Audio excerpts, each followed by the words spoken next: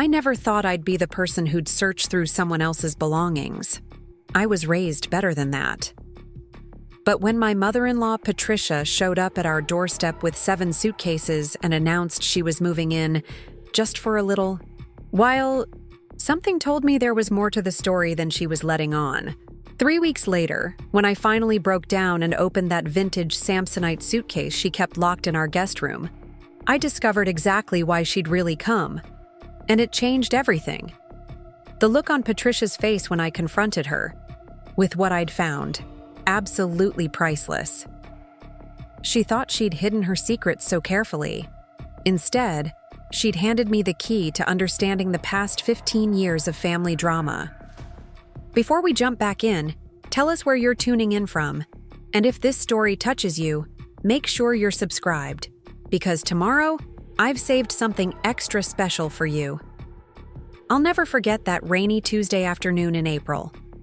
I had just finished my last virtual therapy session with a post-knee replacement patient when the doorbell rang.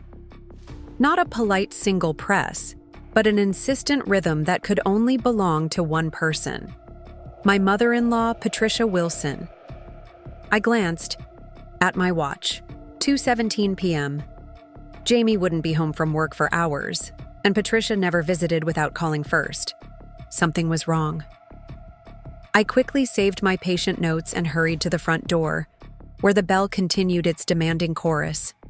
When I pulled it open, I found Patricia standing under a large black umbrella, mascara smudged slightly beneath her right eye. Behind her, parked haphazardly in our driveway, was her silver Lexus filled to the roof with luggage. "Sarah, thank goodness," she said, stepping inside without waiting for an invitation. She folded her umbrella and propped it against the wall, leaving a puddle on our hardwood floor. "Is Jamie home?" "He's at work," I replied, eyeing the car. "Patricia, what's going on? Is everything all right with George?" At the mention of her husband, Patricia's expression hardened slightly. "George is fine, physically at least." She walked into our living room and sat on the edge of our beige sofa, the one she'd criticized as impractical when we'd first bought it. "I need to talk to you both, but I suppose I'll start with you." My stomach tightened. In the 6 years I'd been married to Jamie, I'd learned that conversations initiated by Patricia rarely ended well for me. "Can I get you some tea?" I offered, falling back on hospitality to delay whatever bombshell was coming. "That would be lovely," she said, her voice softening slightly. "Earl Grey, if you have it." In the kitchen, I filled the kettle and tried to calm my racing thoughts. Patricia and George had seemed fine at Sunday dinner just 2 days ago. A bit quiet, perhaps, but nothing that signaled catastrophe. George had been recovering well from his heart attack 3 months earlier. Their finances were solid. What could possibly have happened in 48 hours that would bring Patricia to our door unannounced, car filled with luggage? When I returned with 2 mugs of tea, Patricia had removed her rain jacket to reveal an expensive cashmere sweater I'd never seen before. She'd also arranged 3 photo frames on our coffee table, all pictures of Jamie as a child. "Family is everything, isn't it?" she said, accepting the mug with a tight smile. "When everything else falls apart, family is what remains." "Has something fallen apart?" I asked directly, sitting across from her. Patricia took a careful sip of tea before answering. "George and I are taking some time apart," she said, her voice deliberately steady. "It's nothing permanent, just a cooling-off period while we reassess certain aspects of our marriage." I blinked in surprise. Patricia and George had been married for 35 years. They were fixtures in their community, the couple who hosted the annual neighborhood Christmas party and volunteered together at the Riverside Community Center. They bickered, certainly, but separation had never seemed remotely possible. "I'm so sorry," I said, meaning it despite my complicated relationship with Patricia. "What happened?" "Oh, just a culmination of things," she said vaguely.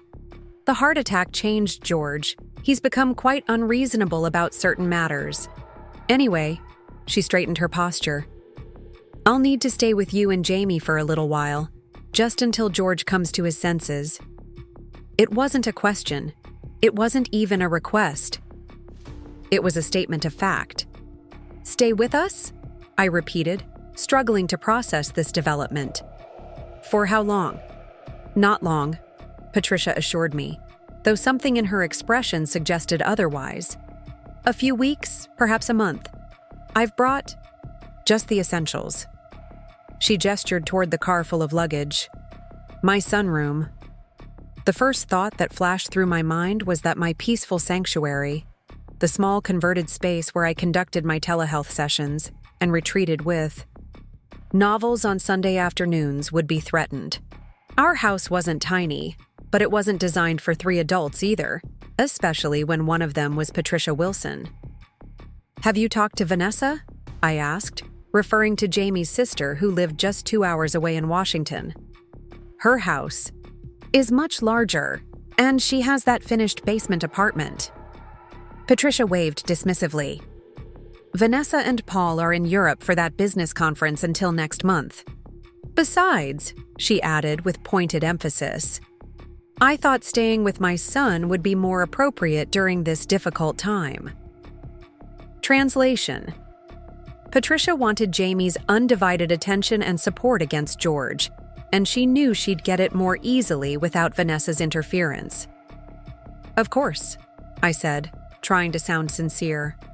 "We'll make it work, but I should mention that I see patients in the sunroom 3 days a week. The guest room shares a wall with it, so it can be noisy during sessions." "Oh, I won't be taking the guest room?" Patricia said, as if this should have been obvious. "I'll need to use your sunroom.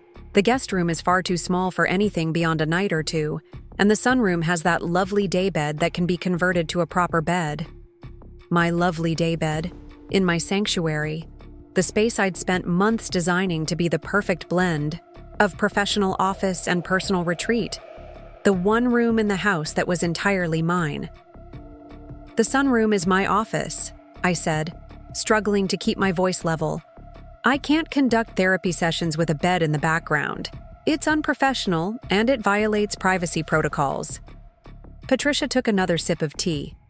"Surely you can move your computer to the dining room for a few weeks. Or perhaps this is an opportunity to return to the clinic full-time. Jamie mentioned they've been asking you to increase your hours." Of course he had. Jamie and his mother spoke at least 3 times a week, and while he was generally supportive of my career choices, he'd never fully understood why I'd negotiated a hybrid schedule when the clinic would have preferred me full-time. "My arrangement with River Valley is contractual," I explained. 3 days at the clinic, 2 days telehealth. It's not something I can change on short notice, and many of my at-home patients are post-surgical cases who rely on consistent care. A flicker of annoyance crossed Patricia's face. "Well, we'll have to figure something out. I simply cannot sleep in that tiny guest room with my back problems. George always insisted we keep that ridiculous antique bed his mother left us." I took a deep breath, reminding myself that Patricia was going through a genuine crisis, however self-centered her approach might be. "Let me talk to Jamie when he gets home. We'll work something out together." "Wonderful," Patricia said, her tone suggesting the matter was settled in her favor. "Now, would you mind helping me bring in my luggage? Nothing heavy, just the 7 essential suitcases. The rest can stay in the car until we decide where to put it. 7 essential suitcases. For a few weeks." As I followed Patricia out to her overflowing Lexus, rain soaking through my cardigan, I pulled out my phone and sent a quick text to Jamie. "Your mother is here, with lots of luggage. Says she and your dad are taking time apart. Needs to stay with us. Call me ASAP." By the time Jamie arrived home 3 hours later, Patricia had claimed the guest room temporarily, while maintaining that the sunroom would ultimately need to be hers. She'd rearranged the guest room closet to accommodate what she called just a fraction of her wardrobe, and had inquired whether we might move our bedroom television into her room since the news helps me fall asleep. Jamie found me in the kitchen, aggressively chopping vegetables for a stir-fry and mentally calculating how many days of peace remained before my next at-home therapy session. "Hey," he said quietly, kissing my cheek. "How bad is it?" 7 suitcases, I replied, keeping my voice low. "And she wants my sunroom." Jamie winced. "She texted me about Dad, said he's being unreasonable about their finances since the heart attack. I tried calling him, but he didn't pick up." "Did you know they were having problems?" I asked, scraping diced bell peppers into a bowl. Jamie shook his head. "They seemed fine on Sunday. A little tense maybe, but nothing major." He hesitated. "I'm sorry about the sunroom. I'll talk to her." "Thank you," I said, relief washing over me. Jamie was a natural peacemaker, often caught in the middle of conflicts between his mother and me, but he'd gotten better at setting boundaries over the years. "She can stay in the guest room. We can make it more comfortable somehow. I just can't give up my office space. Not when I have patients depending on me." Jamie nodded, squeezing my shoulder reassuringly. "I'll handle it, promise." Preparing and narrating this story took us a lot of time, so if you are enjoying it, subscribe to our channel. It means a lot to us. Now back to the story. But Patricia Wilson had not spent 35 years as a high school administrator without learning how to outmaneuver well-intentioned opposition. When Jamie broached the subject over dinner, she deployed her most effective strategy: medical, necessity backed by guilt. "The doctor specifically said I need proper lumbar support while sleeping," she explained, her voice taking on the slightly tremulous qualities she reserved for discussions of her health. "That guest room mattress would destroy my back in days. And after everything with your father's heart attack, my own health has suffered tremendously from the stress. We could buy a new mattress for the guest room," Jamie offered. "One with better support." Patricia shook her head sadly. "It's not just the mattress, Jamie. It's the space. My claustrophobia has gotten worse since your father's health crisis. Dr. Lenowitz says I need open space with natural light. The sunroom is ideal, therapeutic even." I set down my fork, unable to remain silent. "Patricia, I understand you're going through a difficult time, but the sunroom is my professional workspace. I legally need privacy for my patient sessions. Surely your patients would understand a family emergency," Patricia countered. "You could use one of those digital backgrounds. No one would even know." "That's not how it works," I began, but Jamie interrupted. "Mom, Sarah's work is important. We can't just disrupt her practice."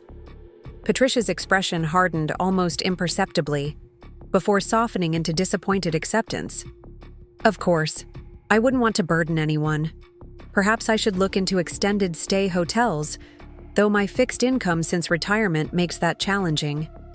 Jamie looked stricken, exactly as Patricia had intended. "No, Mom, you're not staying at a hotel. We'll figure something out here."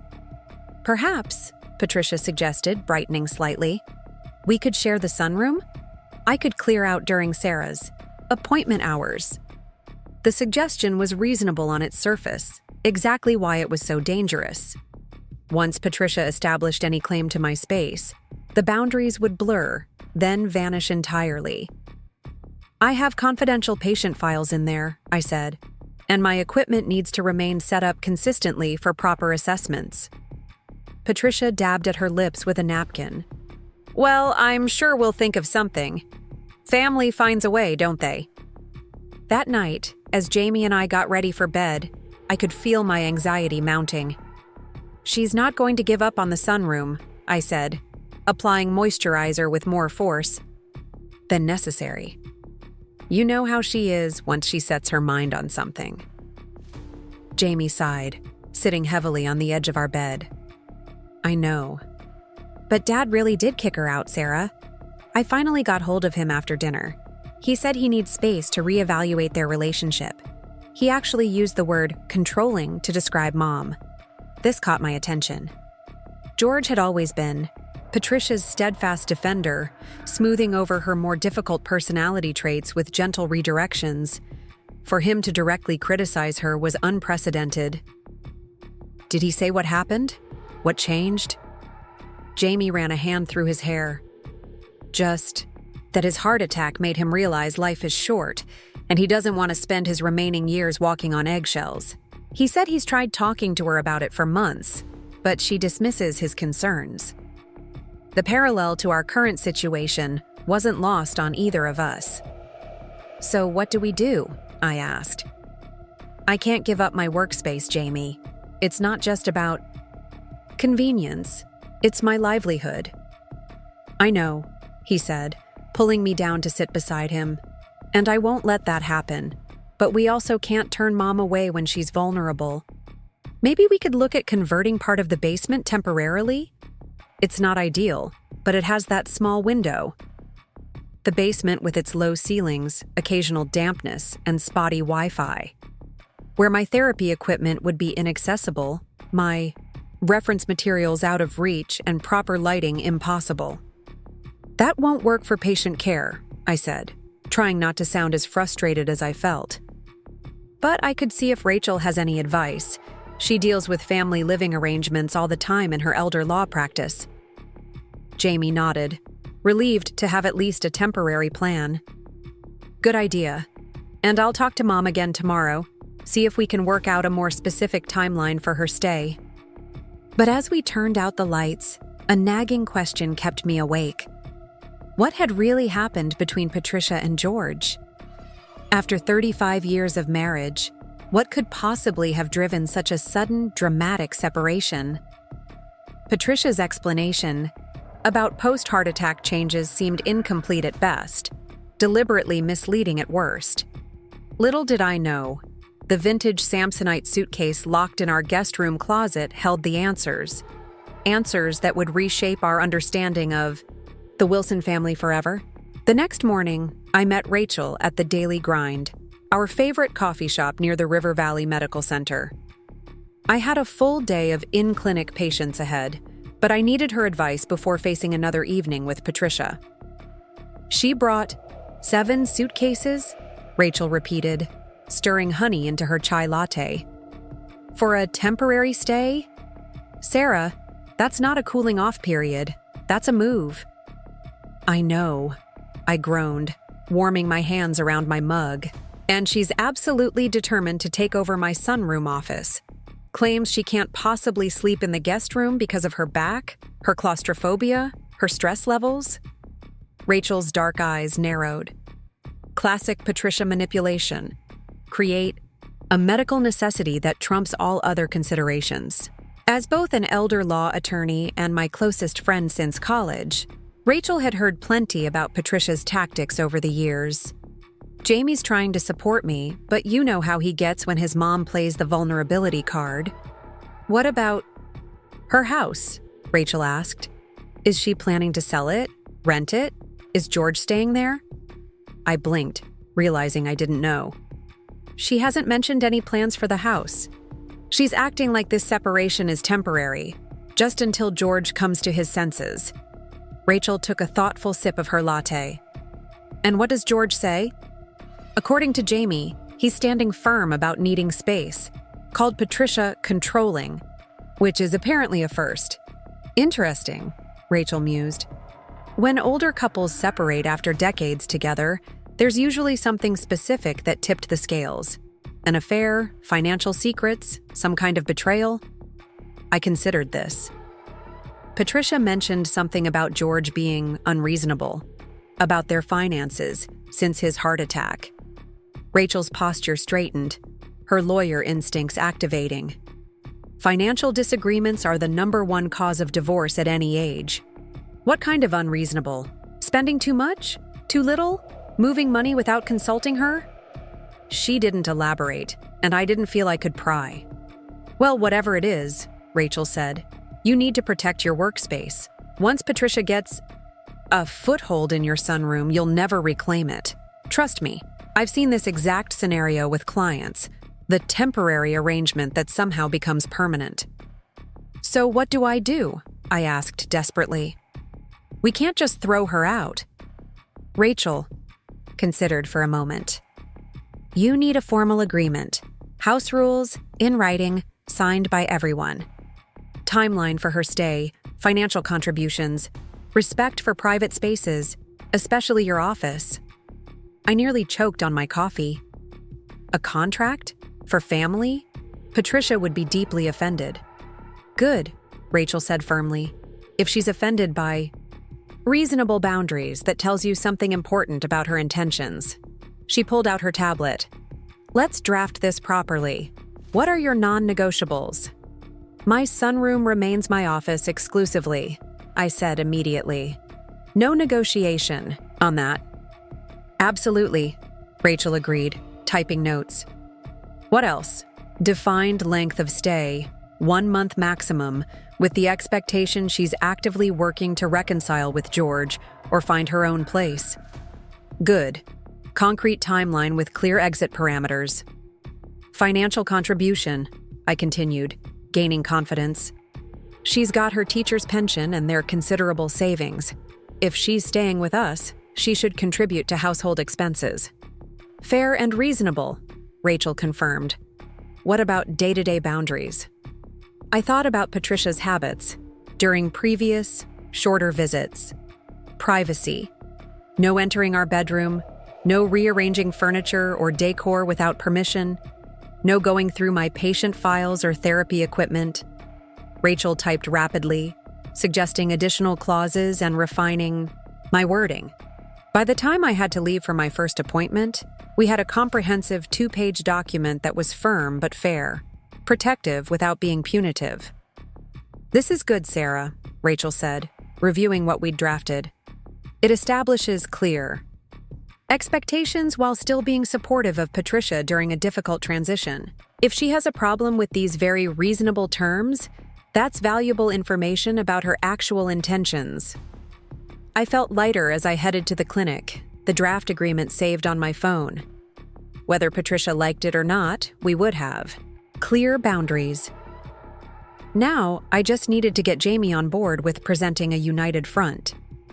That evening, I was reviewing the document with Jamie in our bedroom when I heard Patricia on the phone in the guest room, her voice rising in what sounded like frustrated anger.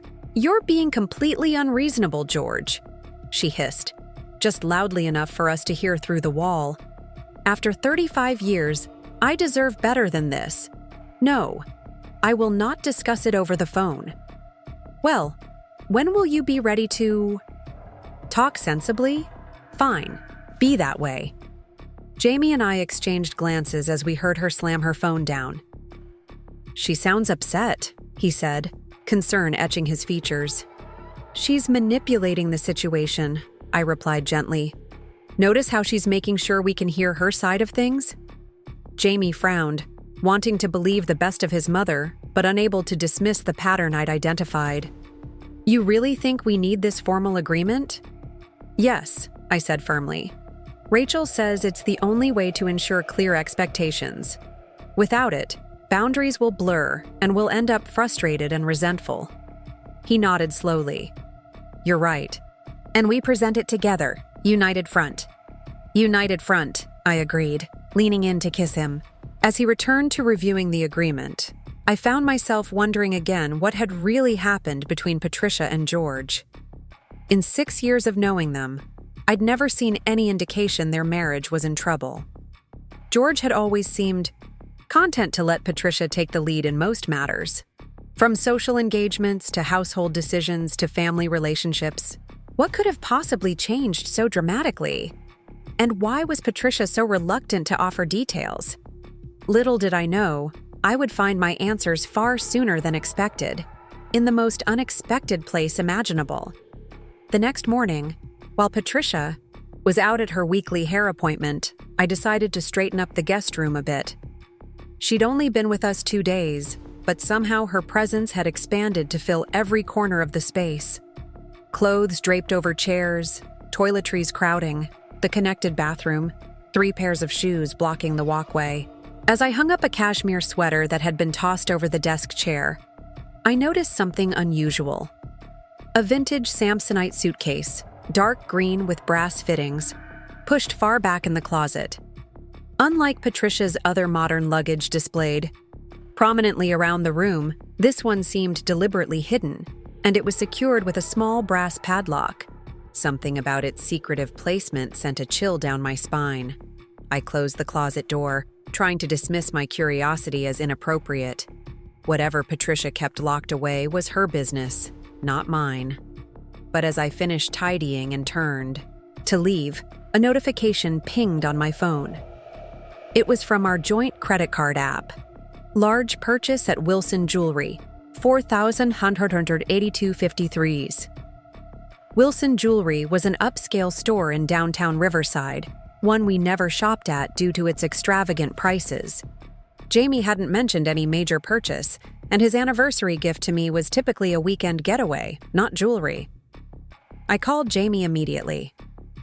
"Did you just spend almost $5,000 at Wilson Jewelry?" "What? No." He sounded genuinely confused. "I'm in a meeting right now. What are you talking about?" I explained the notification, a sick feeling growing in my stomach. "That's impossible," Jamie said. "I have my card right here. It hasn't left my wallet." Except we had added Patricia as an authorized user on our credit card just yesterday, a temporary measure Jamie had suggested so she could get back on her feet after the separation. I'd agreed, assuming she would use it only for emergencies or basic necessities. Nearly $5,000 at a jewelry store was neither an emergency nor a necessity. "I think your mother used our card," I said, trying to keep accusation from my voice. "We added her as an authorized user yesterday, remember?" Jamie was silent for a moment. "I'll call the store and sort this out. Maybe it's a mistake." But deep down, we both knew it wasn't a mistake. And suddenly, the locked vintage suitcase in the closet seemed far more significant than it had moments before. After hanging up with Jamie, I stood in the guest room, staring at the closed closet door, a decision forming in my mind that went against everything I believed about privacy and trust. But if Patricia was spending thousands of our dollars without permission, what else might she be hiding? Sometimes crossing a boundary is the only way to protect yourself from someone who refuses to respect any boundaries at all. I took a deep breath and opened the closet door. I hesitated for a long moment, my hand hovering over the green vintage Samsonite. This wasn't like me. Invading someone's privacy went against everything I believed in professionally and personally. But the credit card notification glowing on my phone screen reminded me that Patricia had already violated our trust. $5,000 wasn't a small mistake. It was a deliberate act. With trembling fingers, I examined the small brass padlock. It looked old, possibly original to the suitcase, and not particularly secure. On a hunch, I tried the closet key, the one Patricia had asked for to secure her valuables. And to my surprise, it slipped into the lock and turned with a soft click. My heart pounded as I lifted the lid, half expecting to find expensive jewelry purchased with our credit card. Instead, I found something far more bewildering. Stacks of financial documents, some yellowed with age, others crisp and new. Bank statements, investment reports, property deeds, all neatly organized with color-coded tabs. I lifted the top folder labeled Lakewood Heights Property. Inside were documents related to Patricia and George's house, the colonial-style home they'd lived in for 20 years. But something wasn't right. According to these papers, the house had been sold 3 weeks ago in a cash deal, significantly below market value, to a company called Horizon Investments LLC. They'd sold their house without telling Jamie or Vanessa? And Patricia had claimed she was staying with us temporarily while she and George took some time apart. But if they'd sold their home, where was George living? I flipped through more documents, my confusion deepening. Another folder contained papers for a newly purchased condominium in Palm Springs, California, in Patricia's name only. The closing date was set for next month. A separate folder held printouts of furniture selections, renovations plans, and interior design concepts for the condo. This wasn't a spontaneous separation. This was a meticulously planned exit strategy. With growing disbelief, I examined a thick folder labeled Financial Accounts. Inside were statements for multiple bank and investment accounts I'd never heard mentioned. One account in Patricia's name contained over $800,000, far more than a high school administrator's retirement savings should amount to. Another document showed a recent transfer of $350,000 from a joint account with George to a separate account in Patricia's name alone. The reality of what I was seeing hit me like a physical blow. Patricia hadn't been kicked out by George. She was leaving him and taking a substantial portion of their assets with her. The separation was just a cover story, a way to secure Jamie's sympathy and support while she finalized her plans. At the bottom of the suitcase lay a manila envelope containing photographs. George with a woman I didn't recognize. They weren't romantic photos. They showed them at what looked like business meetings, shaking hands with men in suits. Paper-clipped to the photos was a handwritten note in George's distinctive scrawl. Patricia, records of all meetings as requested. Investment looks solid. G. I was still trying to make sense of this when I heard a key in the front door. Quickly, I replaced everything exactly as I'd found it, locked the Samsonite and pushed it back into its hiding place. I barely made it out of the guest room before Patricia's voice rang through the house. Sarah? Are you home, dear? I took a deep breath, trying to compose myself. How was I supposed to face her knowing what I now knew? In the kitchen, I called, hurrying down the hallway on unsteady legs. I needed time to process what I'd discovered, to talk to Jamie before confronting Patricia. This was bigger than a boundary dispute over my sunroom. This was an elaborate deception involving hundreds of thousands of dollars and the dissolution of a 35-year marriage. Patricia appeared in the kitchen doorway, her hair freshly styled, in its usual perfect coif. You look flushed, she observed. Are you feeling well? Just busy, I said, avoiding her eyes as I filled a glass with water. How was your appointment? Wonderful. Denise always knows exactly how to shape my layers. She set her purse on the counter, the designer handbag that probably cost more than my monthly student loan payment. I stopped by Wilson Jewelry afterward. They're having their anniversary sale. My grip tightened on the water glass. So she wasn't even going to hide the purchase or ask permission after the fact. She simply assumed her position as Jamie's mother entitled her to spend our money, however. She pleased. I saw the charge, I said, struggling to keep my voice level. Nearly $5,000, Patricia, on our credit card. Her expression didn't even flicker. Yes, I found the most exquisite tennis bracelet. I've had my eye on it for months. And with the separation, she sighed dramatically. I needed something to lift my spirits. Jamie always says I should treat myself when I'm feeling low. That's our money, I said, unable to maintain my composure in the face of such blatant entitlement. Money we work hard for. Money we're saving for a down payment on a larger house. Patricia waved her hand dismissively. Don't be dramatic, Sarah.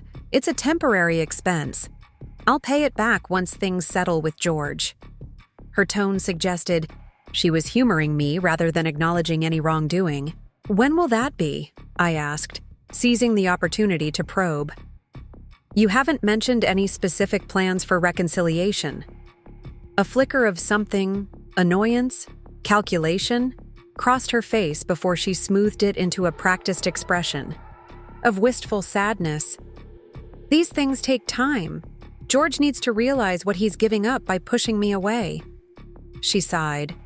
Men can be so stubborn when their pride is hurt. I thought of the documents hidden in the Samsonite, the Palm Springs condo waiting for her, the drained joint accounts.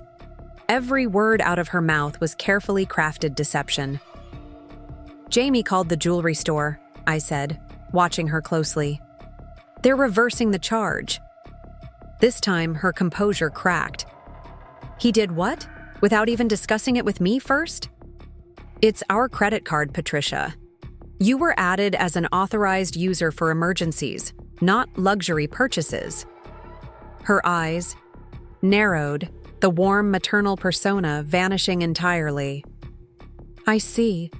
So much for family supporting each other through difficult times. The hypocrisy was staggering. Before I could formulate a response that wouldn't reveal how much I knew, my phone rang. Jamie calling back. I need to take this, I said, grateful for the interruption. Patricia's lips thinned into a disapproving line, but she nodded stiffly and left the kitchen, her heels clicking sharply against the hardwood floors. Hey, I answered, keeping my voice low. Did you talk to the jewelry store? Yes, Jamie sounded stressed. They confirmed Mom used the card to buy a diamond tennis bracelet. I told them there was a misunderstanding and asked them to reverse the charge. How did they respond? They were reluctant at first, said Mom had already left with the merchandise. But when I explained she wasn't authorized to make large purchases, they agreed to cancel it if we returned the bracelet today. I closed my eyes, relief washing over me. That's good. But Jamie, we need to talk.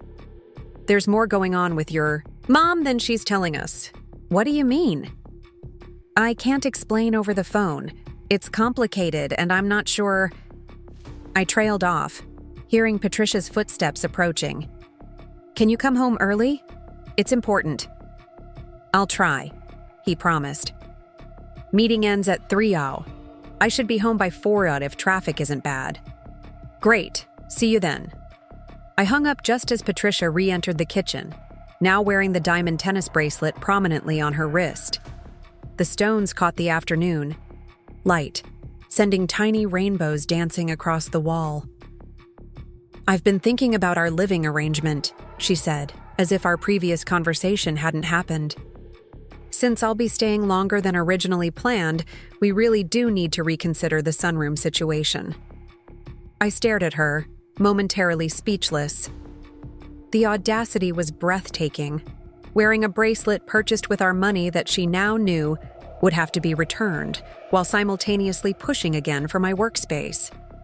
The arrangement isn't changing, Patricia, I said finally. The guest room is yours for your stay. The sunroom remains my office, and that bracelet needs to be returned.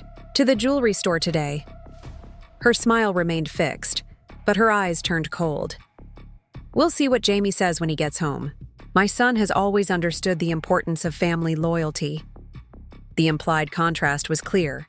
Jamie's loyalty to his mother versus his loyalty to me. It was Patricia's favorite wedge, one she'd been attempting to drive between us since our engagement. Usually it was deployed with more subtlety. Her increasing desperation must be making her careless. Family loyalty, I repeated.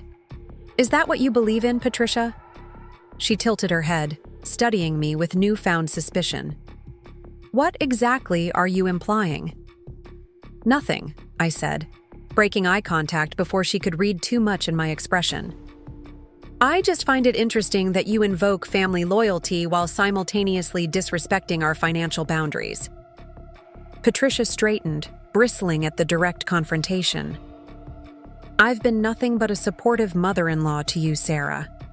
Even when you've made choices I disagreed with. Even when you've kept Jamie from spending more time with his family. The familiar accusations, designed to trigger guilt and defensiveness.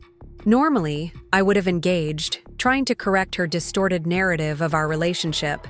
But the contents of the Samsonite had fundamentally altered my perspective on Patricia's manipulations. What did her petty revisionist history matter? When she was orchestrating a massive financial deception against her husband of 35 years? I have patience this afternoon, I said, choosing disengagement over confrontation. I need to prepare my notes.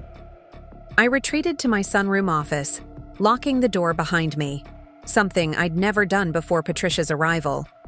As I mechanically reviewed my patient files, my mind raced with questions and calculations. Should I tell Jamie everything I'd discovered? Absolutely, but carefully. This would devastate him. Learning his mother had not only lied about the separation, but was potentially defrauding his father in the process. Should we confront Patricia directly? Not without more information.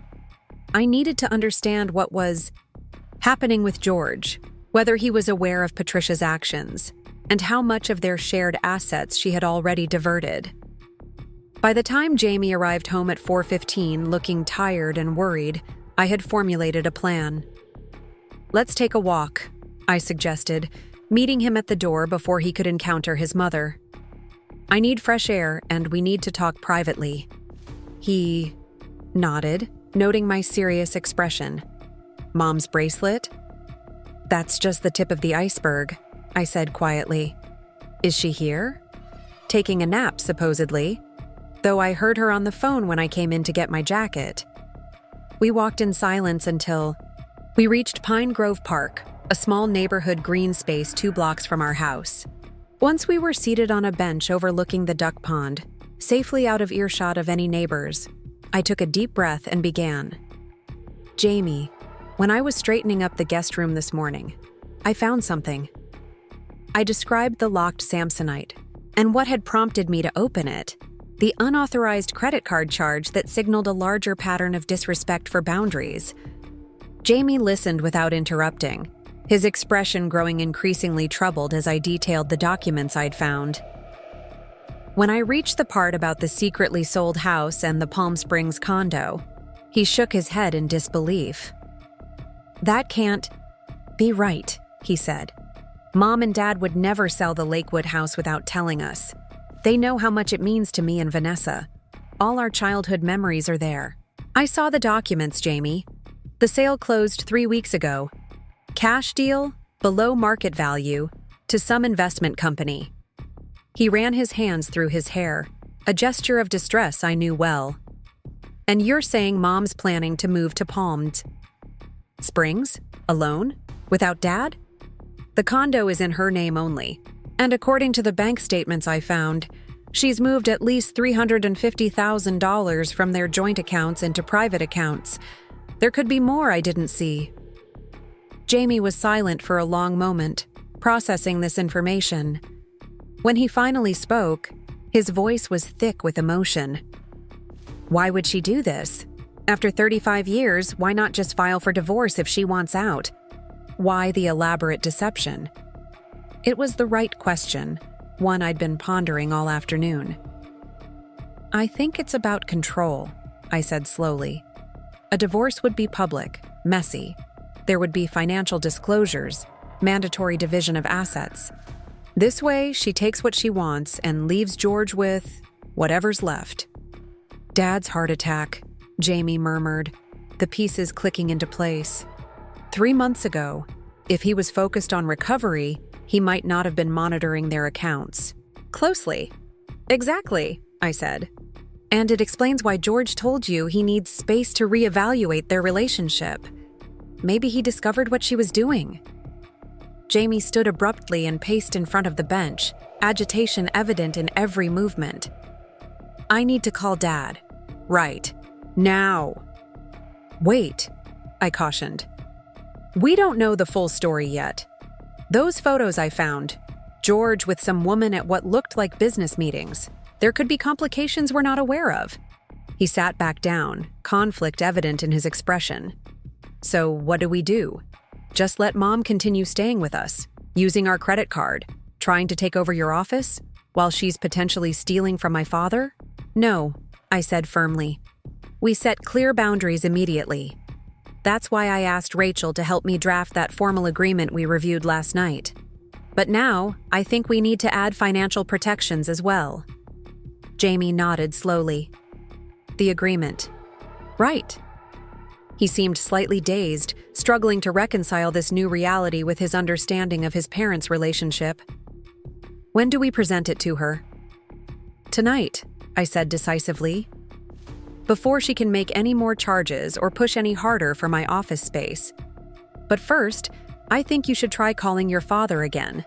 Not to confront him about what we've found, but just to check in, see if you can get any more information about what's really happening between them." "And Vanessa? Should I tell her?" I considered this. "Not yet. Let's gather more information first. You know how protective she is of your mom." Jamie pulled out his phone to call George, then hesitated. "I'm not sure I can speak to him without revealing what we know." "Just ask how he's doing, where he's staying if he needs anything," I suggested. "You don't have to mention the documents or the house sale." He nodded and dialed, putting the phone on speaker so I could hear. The call went to voicemail after 4 rings. Jamie left a brief message. "Hey, Dad, just checking in. Mom's staying with us for now, but I'd like to talk to you. Call me when you can." As we walked home, Jamie's expression grew increasingly determined. "We need that agreement. Tonight. And Mom needs to return that bracelet immediately." I squeezed his hand, relieved that he was standing firm despite his obvious emotional turmoil. "United front," I reminded him. "United front," he agreed. "No matter what manipulation tactics she tries." We found Patricia in the kitchen, preparing a cup of tea as if it were any ordinary afternoon. The diamond bracelet still sparkled on her wrist, a blatant challenge to our authority in our own home. "Jamie," she greeted warmly, ignoring me entirely. "How was your day, sweetheart? I was thinking we could order from that Italian place for dinner.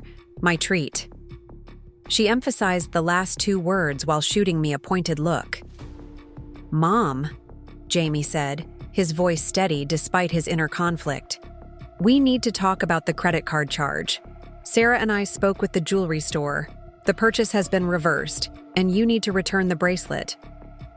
Patricia's smile didn't waver, but her eyes hardened. "There seems to be a misunderstanding.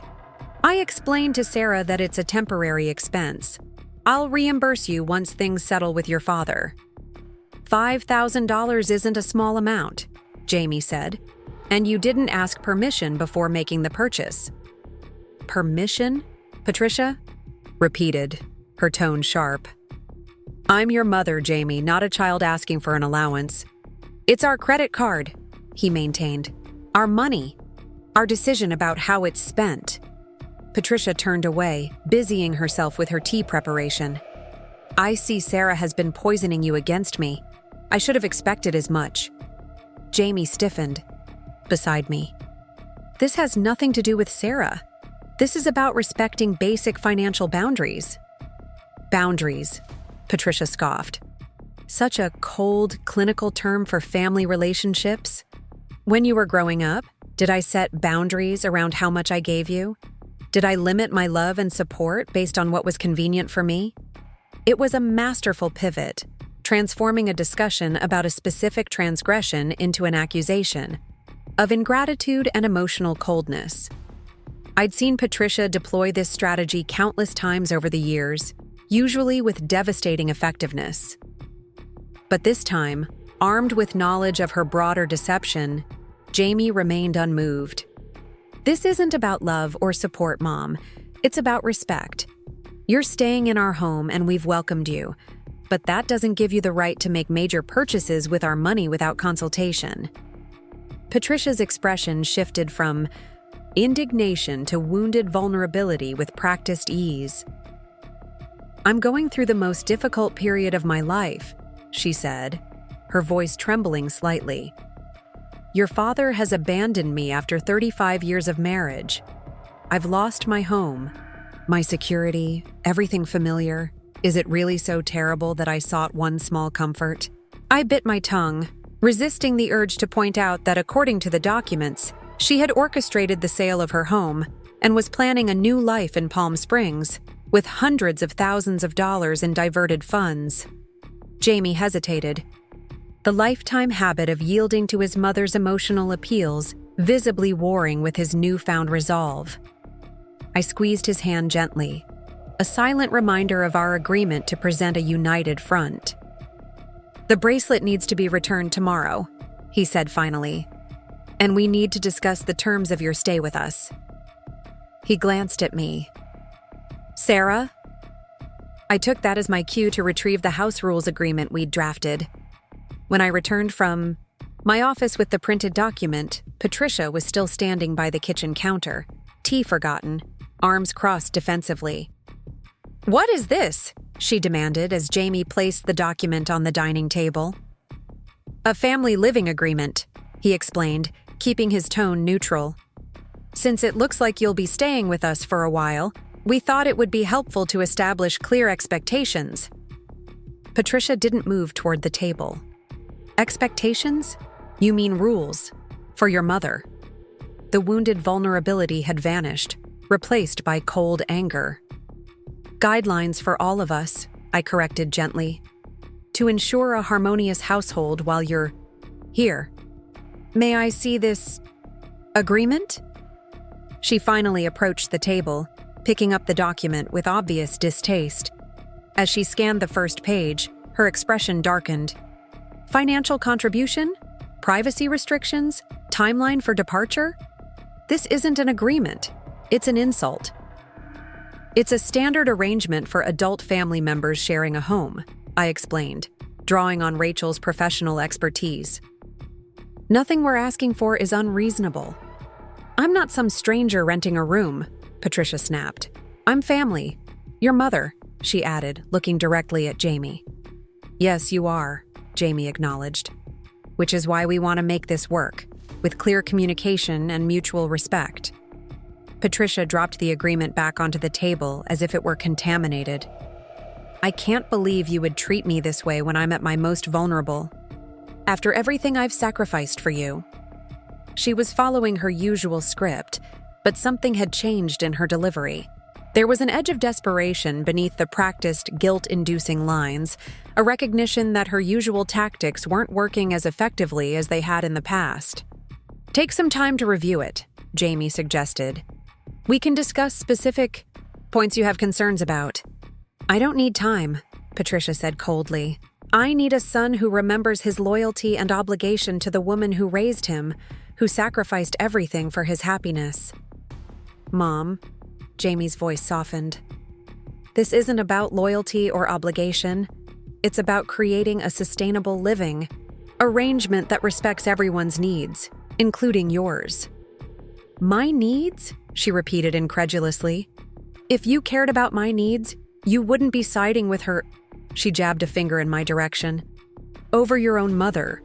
You wouldn't be forcing me into that claustrophobic guest room when there's a perfectly good sunroom available." "The sunroom is Sarah's office," Jamie said firmly. "That's non-negotiable." Something shifted in Patricia's demeanor then. A calculating look entered her eyes as she reassessed her strategy. "I see how it is," she said quietly. "I'm not welcome here, not really." "That's not true," Jamie protested. "We're happy to have you stay while you sort things out with Dad. We just need some basic ground rules." Patricia turned away, shoulders slumped in apparent defeat. "Perhaps I should call Vanessa, see if she and Paul have returned early from Europe. At least my daughter still understands the meaning of family." It was another manipulation tactic, the threat of withdrawal, designed to trigger panic and acquiescence. I waited, holding my breath, to see if Jamie would cave as he had so many times before. To my immense relief, he remained steady. "If you'd be more comfortable staying with Vanessa when she returns, we understand. In the meantime, the guest room is yours for as long as you need it, within the time frame outlined in the agreement." Patricia turned back, genuine surprise flickering across her face before she masked it with practiced dignity. "I'll think about your proposal," she said stiffly. "Now, if you'll excuse me, I need to lie down. This conversation has given me a migraine." She swept from the room with remarkable poise for someone claiming to be physically debilitated, the diamond bracelet catching the light as she departed. When we heard the guest room door close, Jamie exhaled heavily. "That was harder than I expected," he whispered.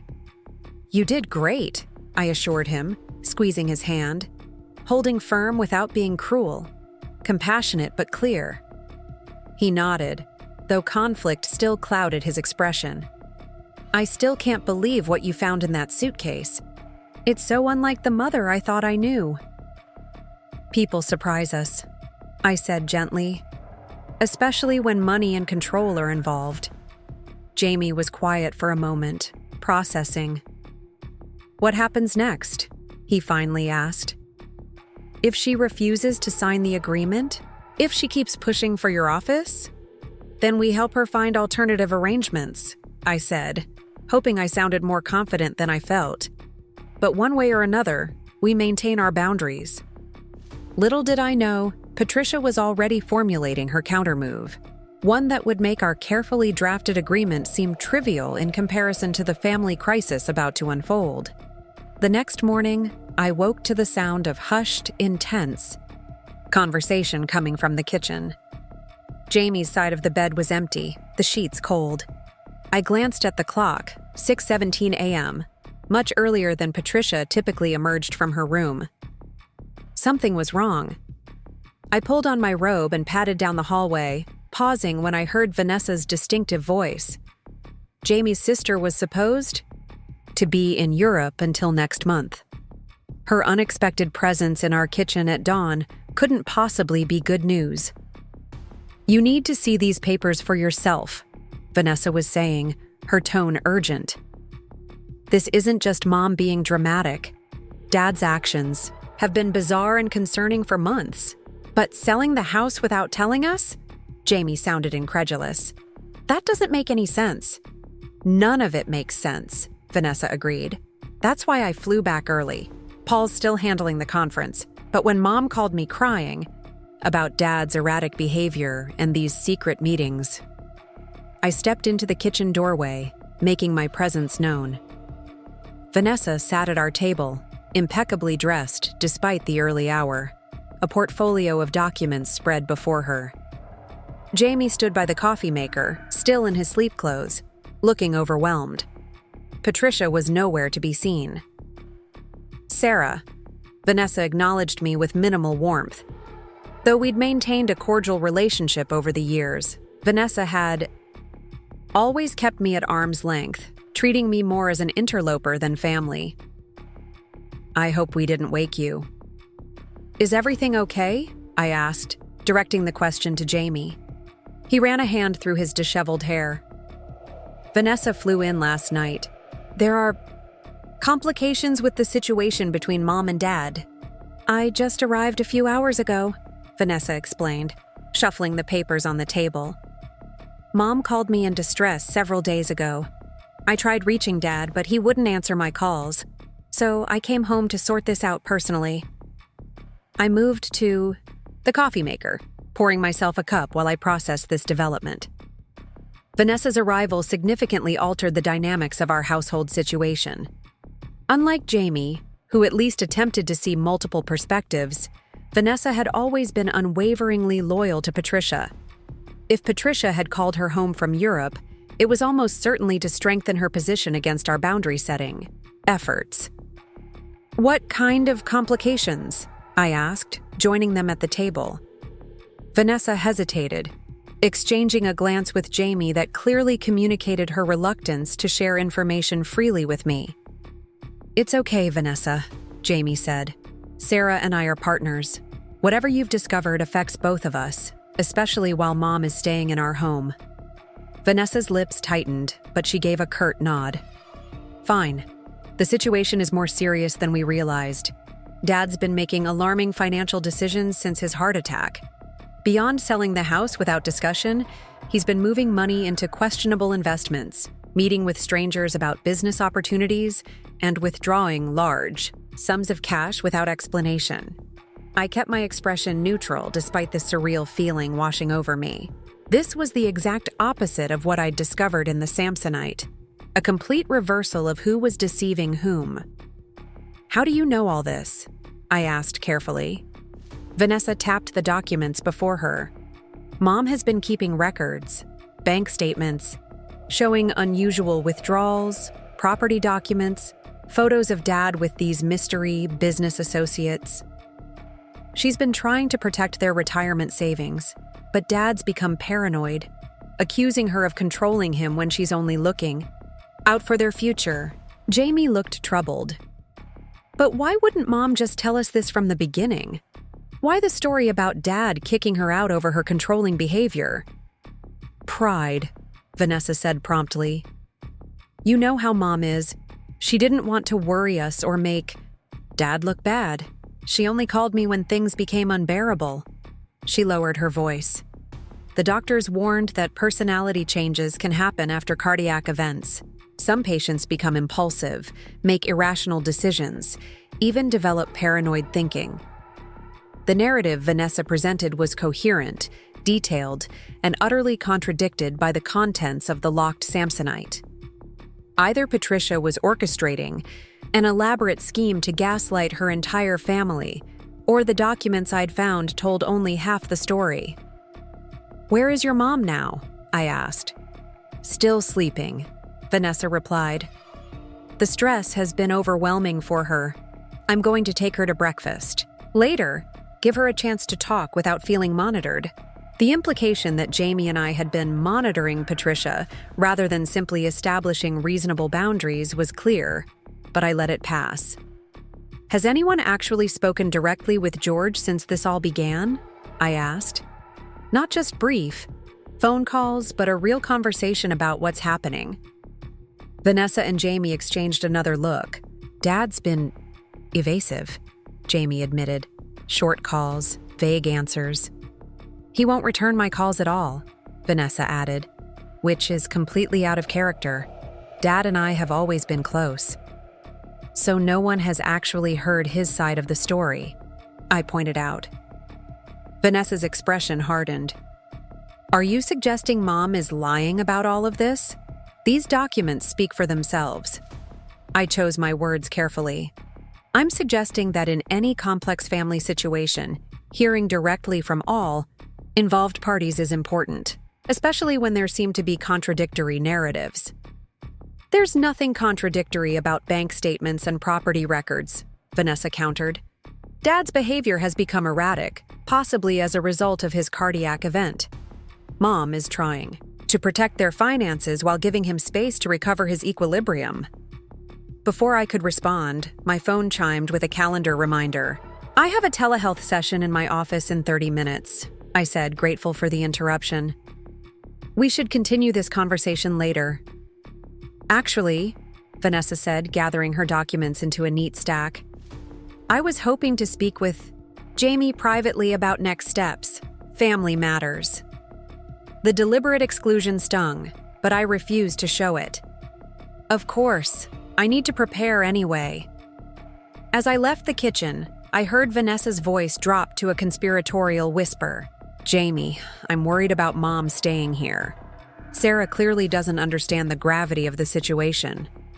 I forced myself not to react, continuing down the hallway to our bedroom.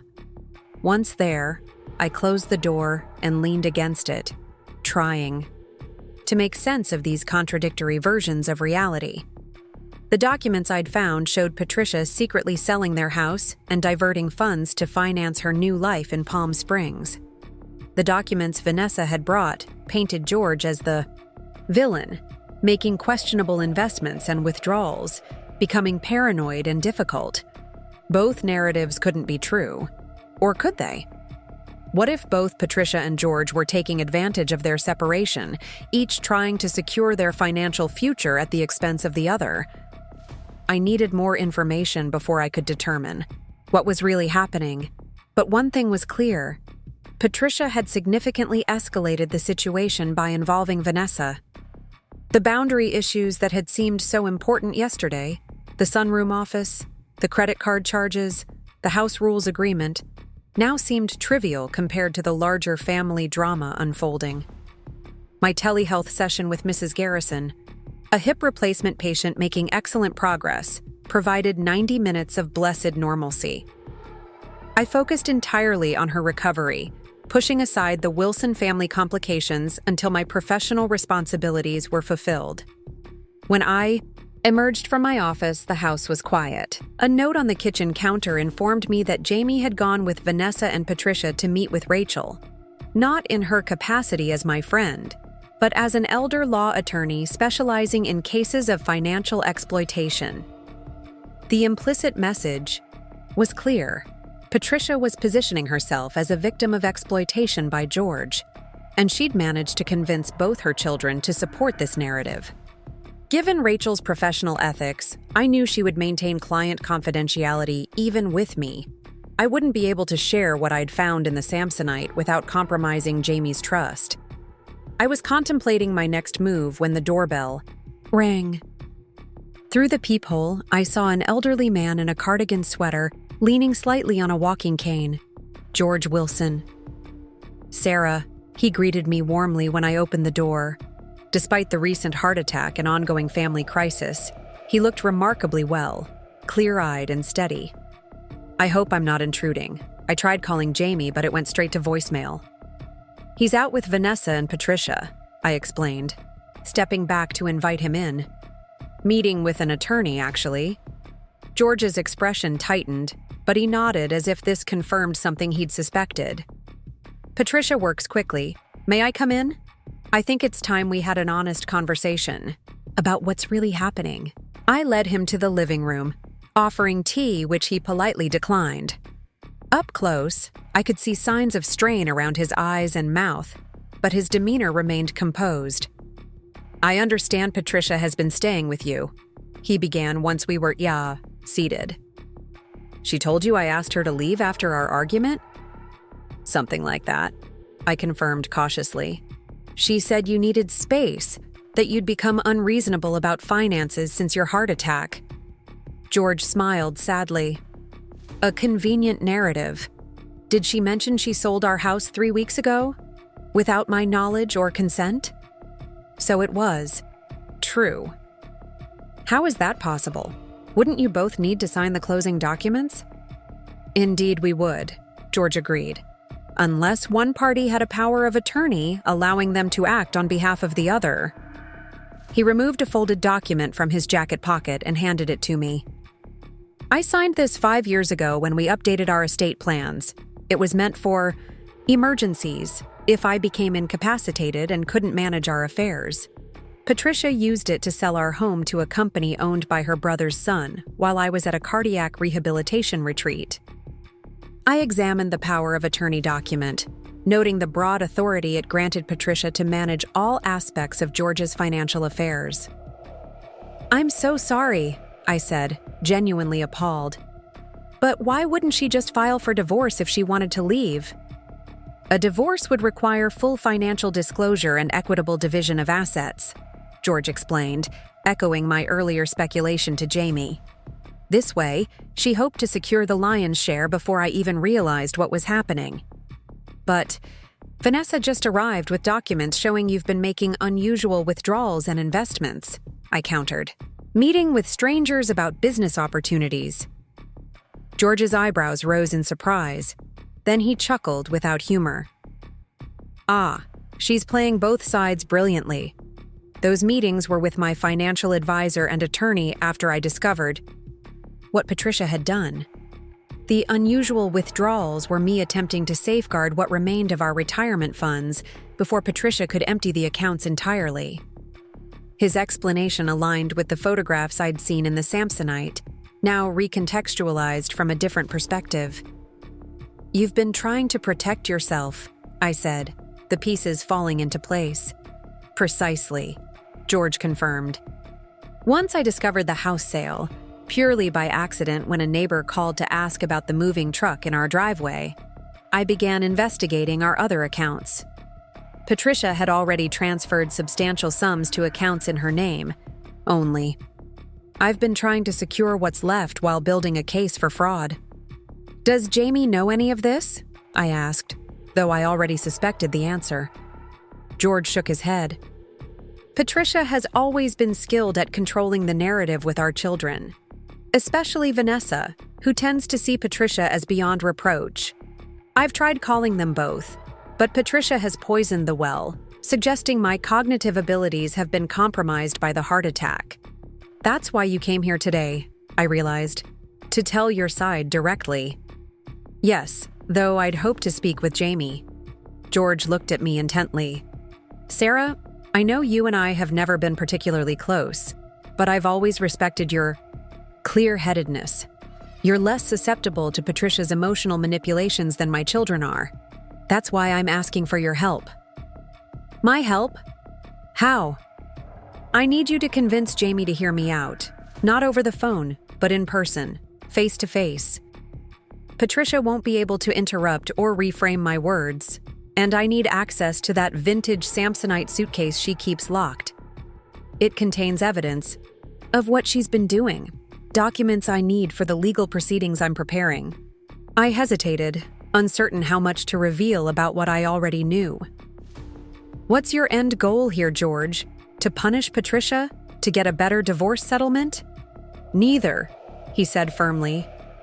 "My goal is truth and accountability. I want my children to understand what actually happened, not the fabricated version Patricia is selling them. I want to secure enough of our joint assets to live comfortably in my remaining years.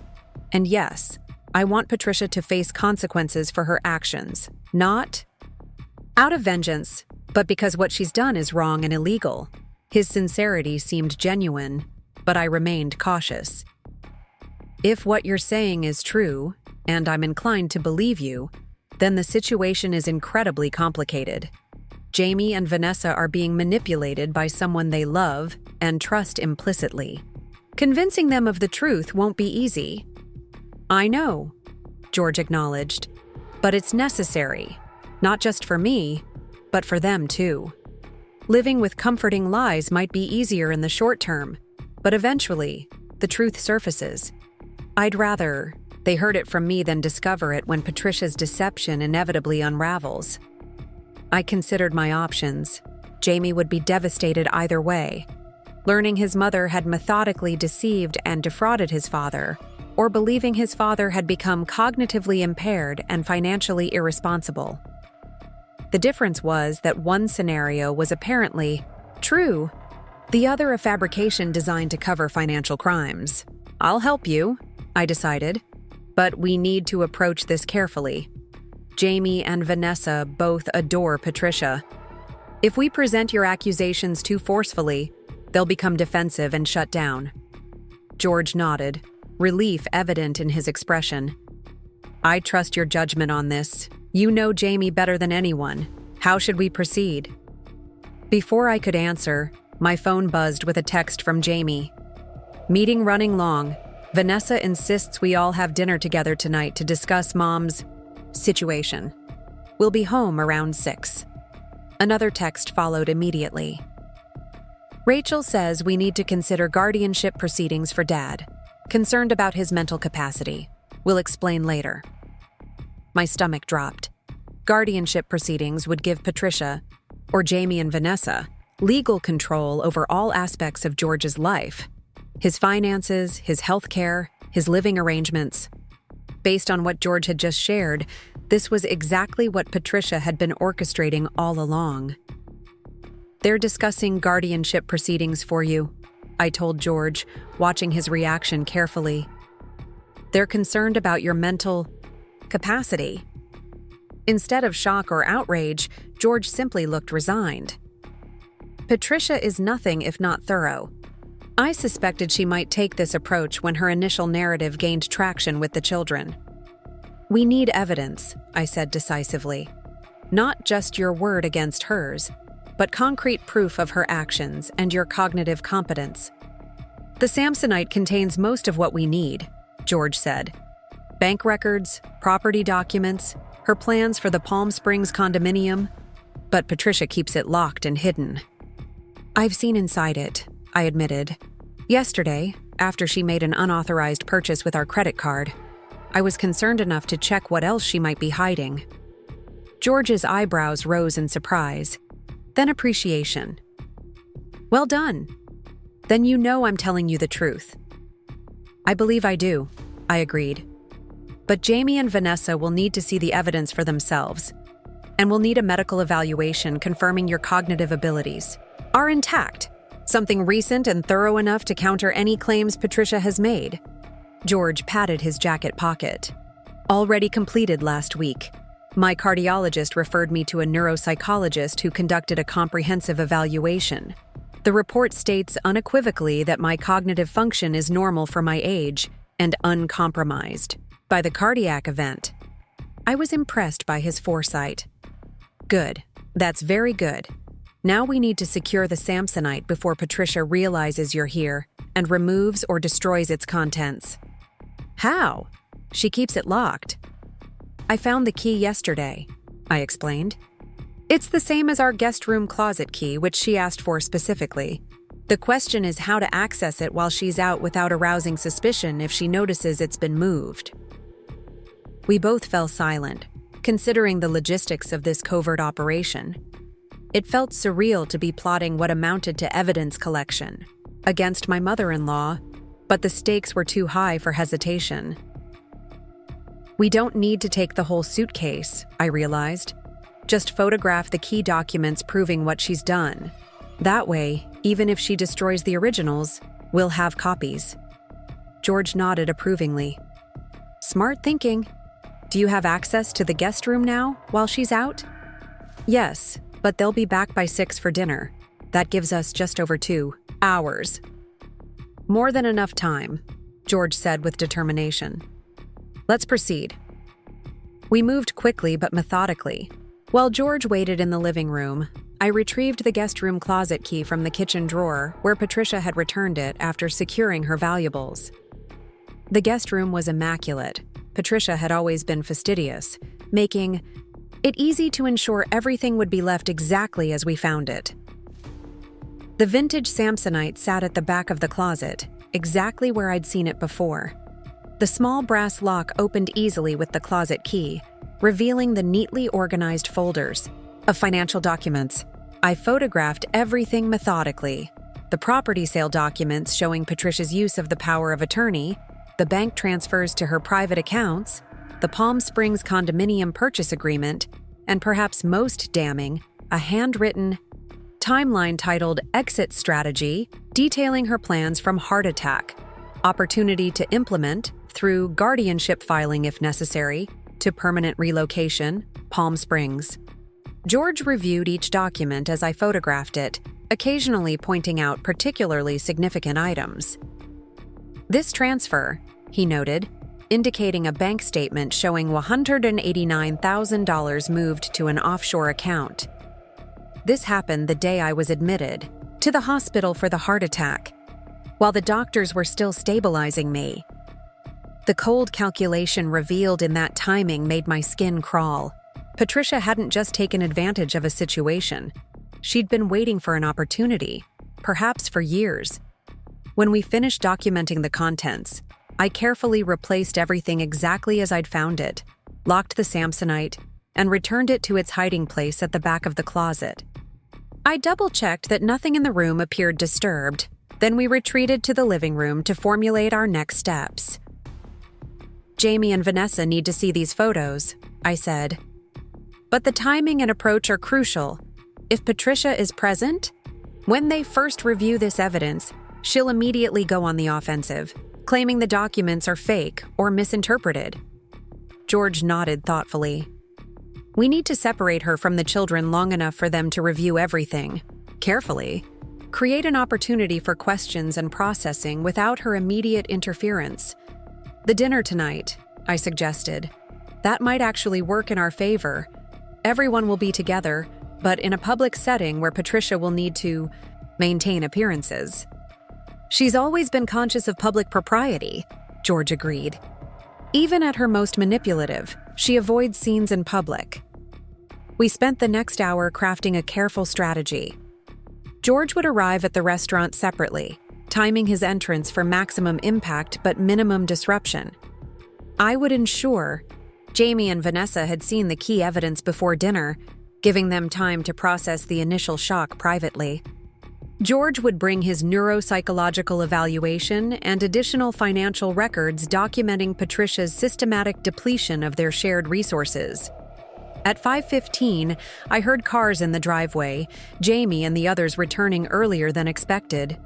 They're back, I told George urgently. You should leave through the back door. I'll text you once I've had a chance to show Jamie the photos. George squeezed my hand gratefully. Thank you, Sarah, for believing me, for helping when you could. Have stayed out of it.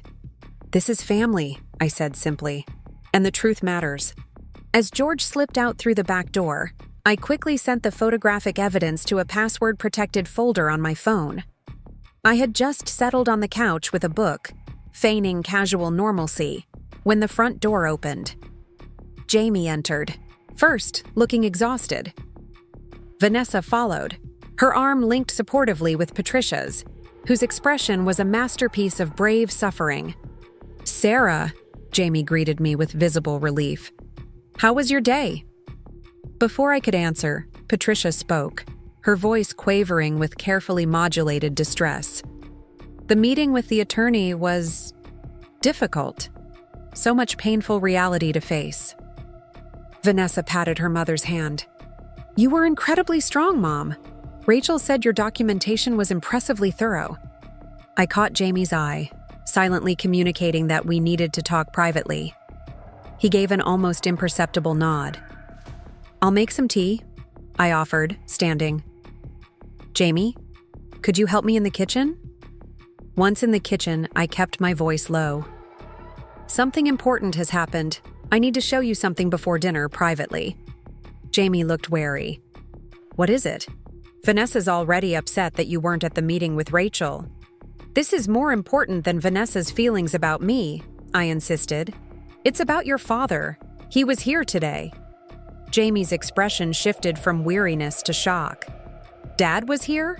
When? Why didn't you call me?" "Because I needed to hear his side of the story directly without interference. And now you need to see what I discovered." I pulled out my phone, navigating to the secured folder. "Jamie, everything isn't as it appears. Your mother has been—" "What are you two whispering about?" Vanessa stood in the kitchen doorway, her expression suspicious. "Mom's asking for her tea. Unless that's too much trouble while she's going through this crisis?" The passive-aggressive barb was typical Vanessa, but I refused to be baited. "The water's just boiling now. Earl Grey with honey, right?" "Don't bother," Vanessa said coldly. "I'll make it myself since you're clearly busy with whatever this is." She gestured vaguely at Jamie and me standing close together, my phone in hand. Jamie sighed, the weight of being torn between loyalties evident in his posture. "We're just talking, Vanessa. Family concerns all of us. Some more than others," Vanessa replied pointedly, filling the electric kettle with aggressive efficiency. I touched Jamie's arm. "Later," I murmured, "before dinner." He nodded, though conflict clouded his expression. As Vanessa prepared Patricia's tea with ostentatious care, I retreated to our bedroom to regroup. The evening ahead would require perfect timing and unwavering resolve. With Vanessa now actively working to isolate me from family discussions, showing Jamie the evidence before dinner would be even more challenging. But I had to succeed. George's future, and the integrity of this family, depended on it.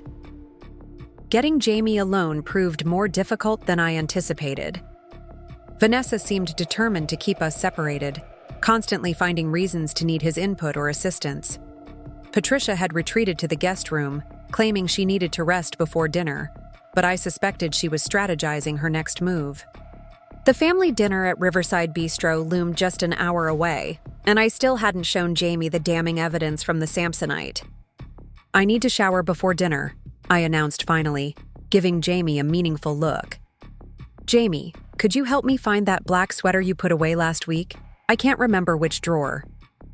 Vanessa rolled her eyes at this transparent excuse, but Jamie nodded. "Sure, I'll help you look."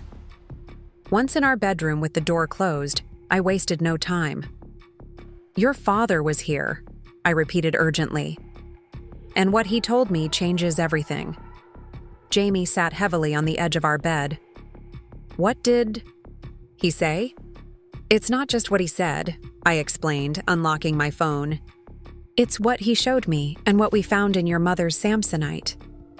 His brow furrowed. "You went through Mom's things?" "After she used our credit card without permission, yes. And what I found was disturbing enough that when your father arrived, his story made perfect sense." I handed him my phone, opened to the first document, the power of attorney Patricia had used to sell their house. Your mother didn't get kicked out, Jamie. She orchestrated this entire separation to take control of your parents' assets. Jamie stared at the document, then looked up at me in confusion. This is just a standard power of attorney. Many married couples have these. Keep swiping, I instructed. Look at the house sale documents. The bank transfers to accounts in her name only. The Palm Springs condo she's buying, in her name alone. The timeline she wrote out titled Exit Strategy, that begins with your father's heart attack and ends with her relocation to Palm Springs. Jamie's face paled as he swiped through the images, disbelief giving way to dawning horror. This can't be right, he whispered. Mom would never. She couldn't possibly. She did, I said gently. Your father discovered the house sale by accident when a neighbor called about moving trucks. He's been trying to protect what's left of their assets while building a case against her. That's why he's been making withdrawals and meeting with financial advisors, the very actions your mother is using to claim he's mentally unstable. Jamie set the phone down, visibly struggling to process this revelation. The guardianship proceedings are part of her plan, I confirmed. Your father showed me a neuropsychological evaluation completed last week that confirms his cognitive function is completely normal. He's bringing it to dinner tonight. Wait, Dad's coming to dinner? Jamie looked up sharply. Does Mom know? No, he'll arrive separately. We thought a public setting would minimize the chance of a scene while allowing him to present his side directly to you and Vanessa. Jamie stood and paced the length of our bedroom, running his hands through his hair in agitation. I don't know what to believe. The documents seem damning, but Mom's always been so… Mom? Controlling sometimes, yes. But this level of deception? Financial fraud? It's hard to imagine. I know, I acknowledged. It was hard for me to believe too. But the evidence is overwhelming.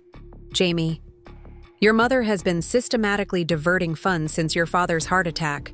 She sold your childhood home without his knowledge using a power of attorney meant for emergencies. She's been lying to all of us.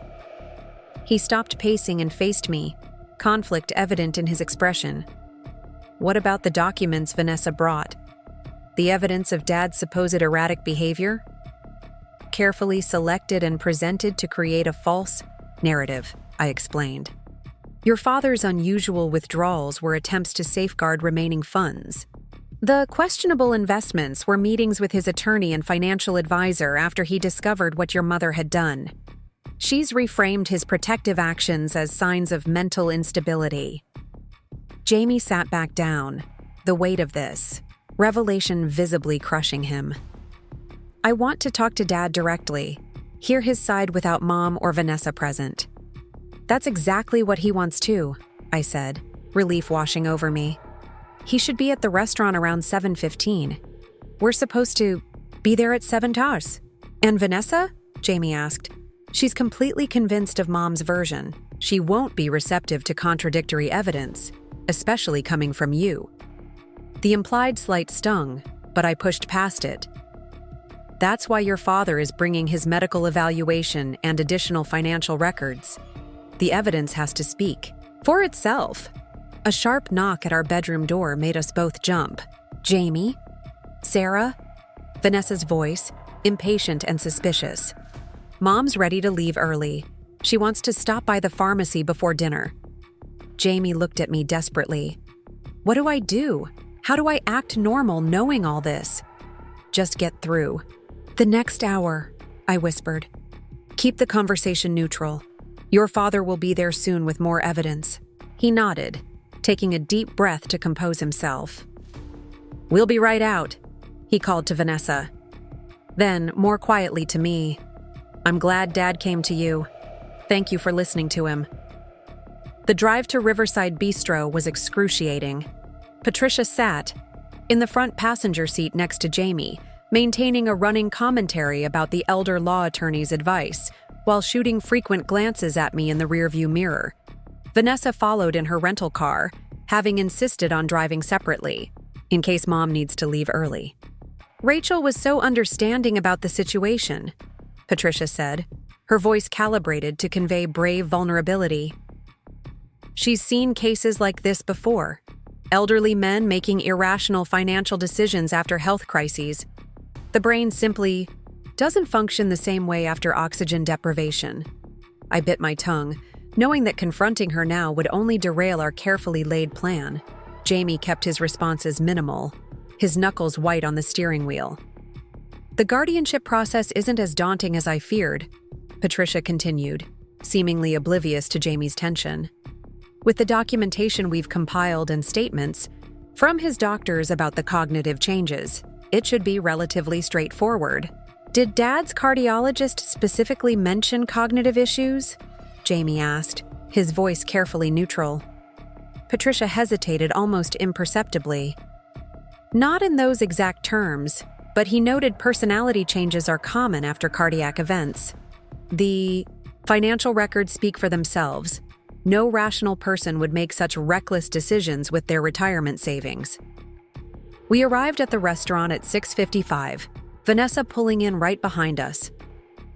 Jamie asked incredulously, "By planning to have him declared mentally incompetent?" Patricia's gaze hardened. I was being practical. George received excellent medical care. He would have been comfortable in an assisted living facility. Meanwhile, I could finally live the life I deserved after decades of compromise. The casual cruelty of her statement hung in the air. George's expression reflected sadness rather than anger, the sorrow of finally seeing the true nature of his life partner after 35 years of marriage. "I believe we have our answer," he said quietly. "Thank you for confirming your intentions so clearly, Patricia. I'm sure Jamie and Vanessa appreciate your honesty, belated though it may be." Vanessa had tears streaming down her face. "I don't understand," she whispered. "Mom, how could you do this? To Dad? To us?" "Oh, Vanessa, don't be so dramatic," Patricia snapped, mask completely discarded now. "Your father is fine. This isn't some crime against humanity. It's a financial arrangement that benefits me after a lifetime of putting everyone else first." "You manipulated me," Vanessa said, her voice growing stronger. "You called me home from Europe with stories about Dad's mental decline, made me believe he was endangering himself and you.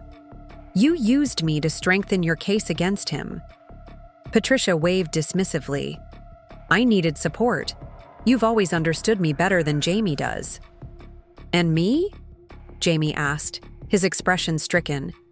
"Where exactly did I fit into your exit strategy?" Patricia hesitated, perhaps realizing she had finally gone too far. "Jamie, sweetheart, I never meant to hurt you. I was going to explain everything once the arrangements were finalized. The way you explained selling our childhood home?" He countered. "Or the way you explained needing my sunroom office while secretly planning to move to Palm Springs next month." Patricia glanced around the table, perhaps finally recognizing the damage she'd done. She reached for her purse, her movements brittle, with suppressed fury. "I see I'm outnumbered here. George has clearly poisoned all of you against me." "No, Mom," Jamie said firmly. "Your own actions and lies have done that." She stood, dignity intact despite the devastating revelations. "Vanessa, are you coming? Or have you abandoned me too?" Vanessa looked up at her mother, conflict evident in her tear-streaked face. "I need time to process this, Mom, to understand what's really happened." "Fine," Patricia said coldly. "I'll call a car." She turned to Jamie. "I'll collect my things from your house tomorrow." "Only the belongings you brought with you," Jamie specified, his voice harder than I'd ever heard it. "The tennis bracelet stays. We're returning it to the jewelry store. And the Samsonite and its contents stay as well. Dad needs those documents." Patricia's eyes flashed with anger, but she recognized the futility of further argument. Without another word, she turned and walked out of the restaurant, her posture perfectly erect, betraying none of the defeat she must have felt. In her wake, silence descended on our table. George reached over and squeezed my hand in silent gratitude. Jamie stared at his untouched food, visibly processing the collapse of his understanding of his mother. Vanessa wiped her eyes, looking lost and betrayed. "I'm so sorry," George said finally. "I never wanted you to see this side of your mother. I spent years shielding you both from her more difficult traits, smoothing things over, making excuses. Perhaps that was my greatest mistake." "Why didn't you tell us sooner?" Vanessa asked, her voice small. "When you first discovered what she was doing?" George sighed heavily. "I tried. You wouldn't take my calls, Vanessa. And when I did speak with Jamie, it was brief and superficial. Patricia was always nearby, controlling the narrative. I needed a neutral party." He nodded toward me. "Someone who could see the situation clearly without decades of emotional entanglement clouding their judgment." "Thank you," Jamie said to me, his eyes reflecting both pain and gratitude. "For believing George when he came to you. For finding the evidence. For handling this imperfect situation as well as anyone could." I felt a surge of relief, not vindication, but the simple comfort of being trusted and valued by my husband despite Patricia's relentless efforts to undermine our relationship. "What happens now?"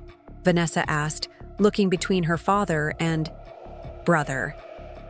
"Legally, we have options," George explained. "The power of attorney can be revoked. The house sale might be contestable given the below-market price and family relationship with the buyer. I've secured what remains of our joint accounts, so Patricia can't access those funds anymore." "And personally?" Jamie asked. "After 35 years of marriage, is this just the end?" George considered the question carefully. "I believe it is. The trust is irrevocably broken. Patricia's actions weren't impulsive or emotional. They were calculated, planned over months or possibly years.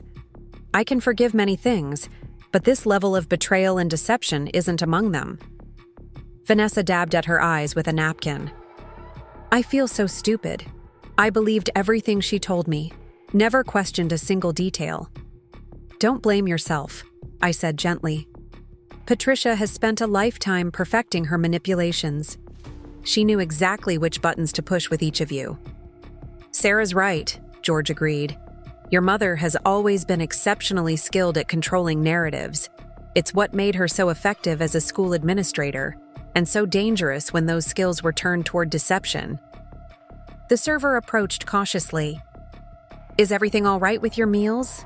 Can I bring anything else?" We all looked down at our untouched food, suddenly aware of the absurdity of the situation. Jamie managed a small smile. "Could we get these box to go, please? And the check when you have a moment." As the server collected our plates, George turned to Jamie and Vanessa. "I know this is a tremendous shock. I'm sorry you had to learn the truth this way, about someone you love and trust. Take whatever time you need to process it. I'll be staying at the Riverside Hotel for now, and my door is always open to both of you." "Where will Mom go?" Vanessa asked, practical concerns surfacing through her emotional turmoil. "She has substantial funds in her private accounts," George reminded her. "And she's clearly been planning this separation for some time. Patricia has always been resourceful. She'll land on her feet." We left the restaurant together, a family irrevocably changed yet somehow more authentic than before. The lies had been devastating, but the truth, painful as it was, offered a foundation for rebuilding genuine relationships. As we reached our cars, George hugged both his children, then turned to me. "Thank you, Sarah," he said simply, "for your courage and clarity when it mattered most." I nodded, uncomfortable with praise for what had felt like the only moral choice. "We're family," I said, "the real kind, based on truth and mutual support, not manipulation and control." The drive home was quiet, Jamie lost in thought as he processed the evening's revelations. When we finally reached our driveway, he turned off the engine but made no move to exit the car. I keep thinking about all the times I defended her, he said softly. All the times I made excuses for her behavior, convinced myself her intentions were good despite her difficult methods. You loved her, I said. You wanted to believe the best about your mother. That's not a character flaw, Jamie. It's a testament to your capacity for love and forgiveness. He reached for my hand. I'm sorry I ever doubted you when it came to her. All those years of friction between you. I see now what was really happening. She saw me as a threat from the beginning, I acknowledged. Someone she couldn't easily control, who might loosen her grip on you. She was right about that, Jamie said, a hint of his usual humor returning. You did show me what healthier relationships look like, what real partnership means. We sat in silence for a moment longer, the weight of the evening's revelations still settling around us. The guest room will be empty tomorrow, Jamie observed. No more boundary battles over your sunroom office. I smiled slightly. No more unauthorized credit card charges either. Silver linings, he agreed, then grew serious again. What do you think will happen with Dad? Will he be okay on his own after all these years? I think he's stronger than any of us realized, I said, thoughtfully. He's been planning his response to your mother's actions for months, protecting himself while gathering evidence. That takes remarkable clarity and courage. Jamie nodded slowly. Maybe this is his chance to rediscover himself without Mom's constant control, to figure out who George Wilson really is after 35 years in Patricia's shadow. As we finally exited the car and walked toward our front door, I felt a profound sense of gratitude, not for the painful revelations or family turmoil, but for the opportunity to build something better in their wake. A family based on truth rather than manipulation, on mutual respect rather than control. The vintage Samsonite sitting in our guest room closet had indeed exposed everything, but perhaps that exposure, painful as it was, would ultimately heal rather than destroy the Wilson family. The morning after the restaurant confrontation dawned with a strange sense of calm. Jamie and I moved through our morning routine quietly, the absence of Patricia's demanding presence creating a palpable lightness in our home. We knew she would arrive later to collect her belongings, and that encounter would undoubtedly be tense. But for now, we savored the returned tranquility of our space. I slept better than I expected, Jamie admitted over coffee, given everything that happened. The truth has that effect sometimes, I said. No matter how painful, it's still less exhausting than maintaining illusions. He nodded, absently, stirring his coffee though he hadn't added anything to it. I keep thinking about Dad. 35 years with someone who was capable of that level of calculation and betrayal. Your father is remarkably resilient, I observed. Many people would have crumbled under that kind of deception, especially following a health crisis. He said something last night that's still bothering me, Jamie said. About making excuses for Mom's difficult traits for years, shielding us from the reality of her behavior. I wonder how much I missed growing up. How many warning signs I ignored or rationalized away. I reached across the table for his hand. You saw what a child sees in their parent. The good parts, the love, the security. That's natural and healthy, Jamie. It doesn't make you blind or foolish. His phone chimed with a text. It's Vanessa, he said, reading the message. She's been up all night going through old family photos and journals. Says she's starting to recognize patterns she never noticed before. She'd like to come over before Mom arrives. Wants us to present a united front. That's a significant shift, I noted, genuinely surprised. Vanessa had always positioned herself as Patricia's most steadfast defender, often at the expense of her relationship with Jamie and me. Trauma has a way of clarifying relationships, Jamie said, typing a response.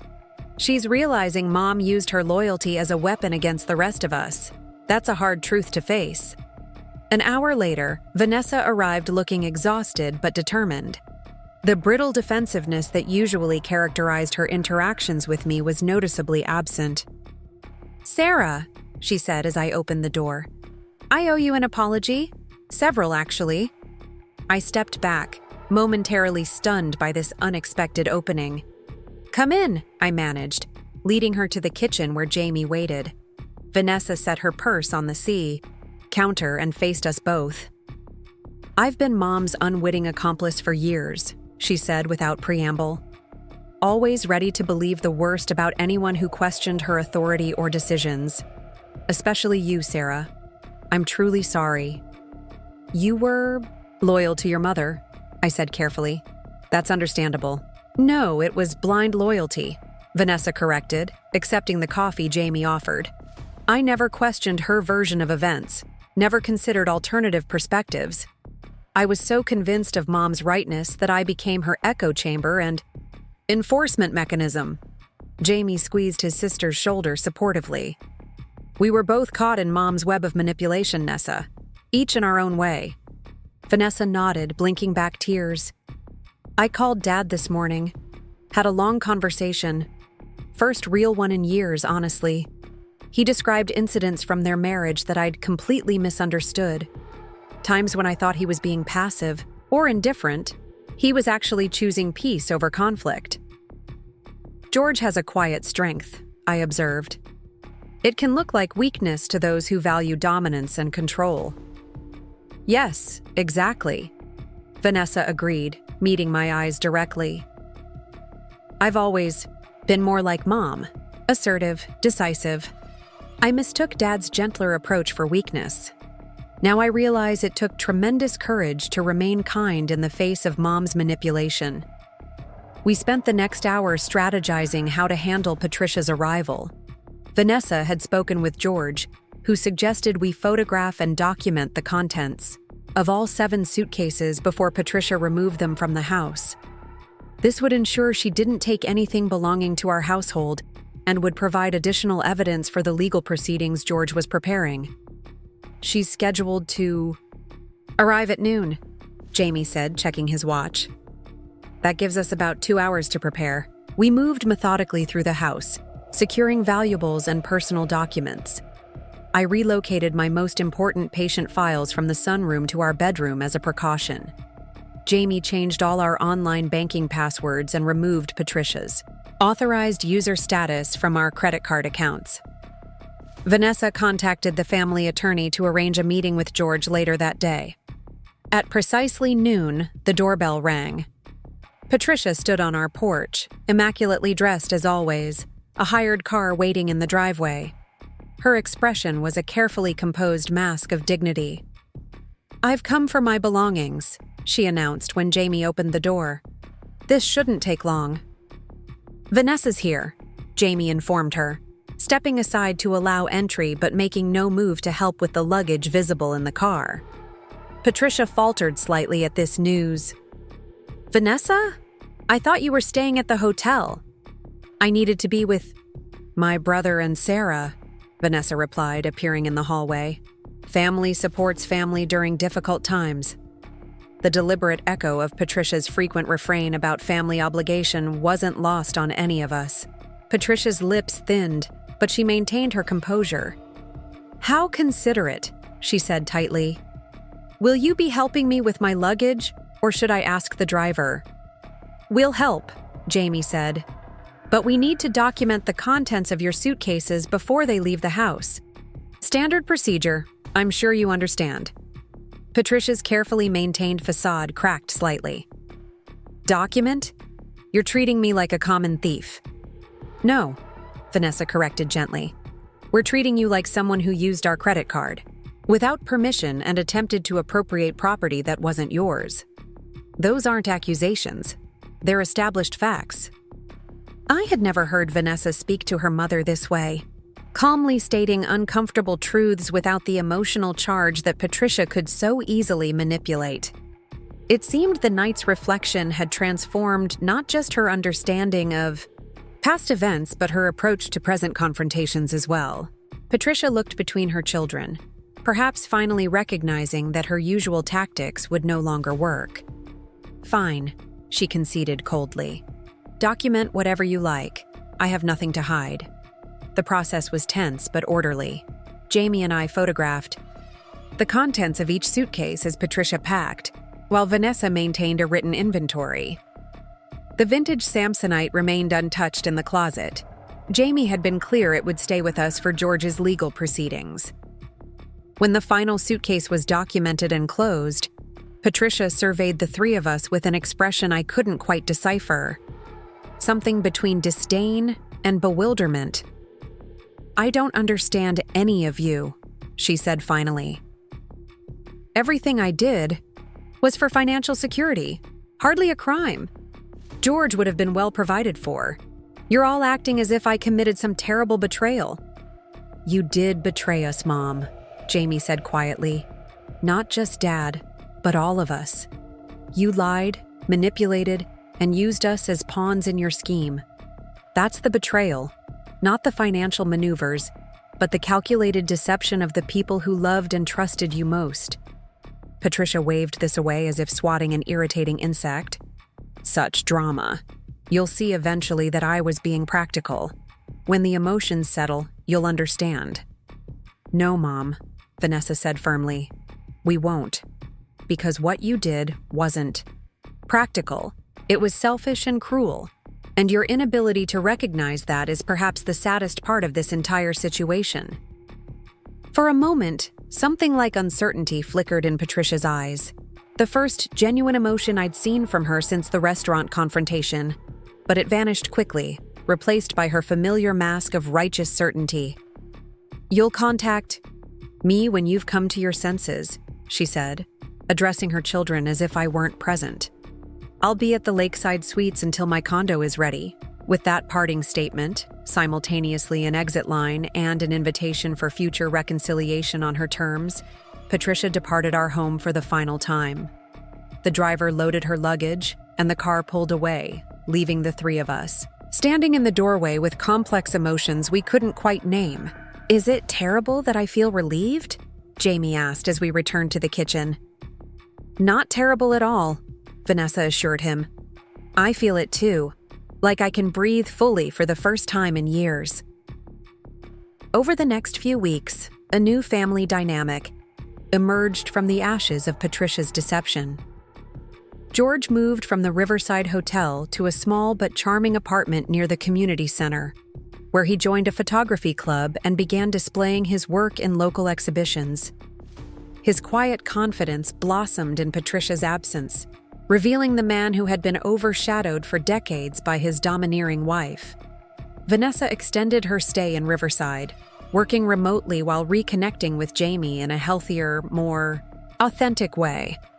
Without Patricia's manipulative triangulation, the siblings discovered a natural affinity and mutual respect that had been previously stifled. Vanessa and I developed a tentative friendship based on shared interests we'd never had the opportunity to explore before. The legal proceedings moved forward steadily. With the evidence from the Samsonite and George's meticulous financial documentation, his attorney was able to freeze the Palm Springs condo purchase and contest the house sale to Patricia's nephew. The funds Patricia had diverted remained a more complex issue, but the attorney was cautiously optimistic about recovering a significant portion. Patricia made no attempt to contact Jamie or Vanessa directly, though she sent several messages through mutual acquaintances suggesting she was willing to forgive when they were ready to be reasonable. These overtures were met with polite but firm boundaries from both her children. 6 weeks after Patricia's departure, Jamie and I sat in our sunroom, my office space now permanently secured against invasion, planning a weekend visit to George's new apartment. The evening light filtered through the windows, casting a golden glow over the peaceful space. "I've been thinking," Jamie said, setting aside the bottle of wine we'd selected as a housewarming gift for his father. We never finished that conversation about creating our own relationship blueprint. I looked up from the card I was writing. "The one we started before your mother arrived with her 7 suitcases?" "Exactly. We got distracted by the boundary battles and everything that followed." He reached for my hand. But maybe now is the perfect time to revisit it, to be intentional about the kind of partnership we want to build. I'd like that, I said, warmth spreading through me at the thoughtfulness of his suggestion. What did you have in mind? Not rules or restrictions, he clarified, but aspirations, commitments to communication patterns that keep us connected, promises about how we'll navigate disagreements when they arise.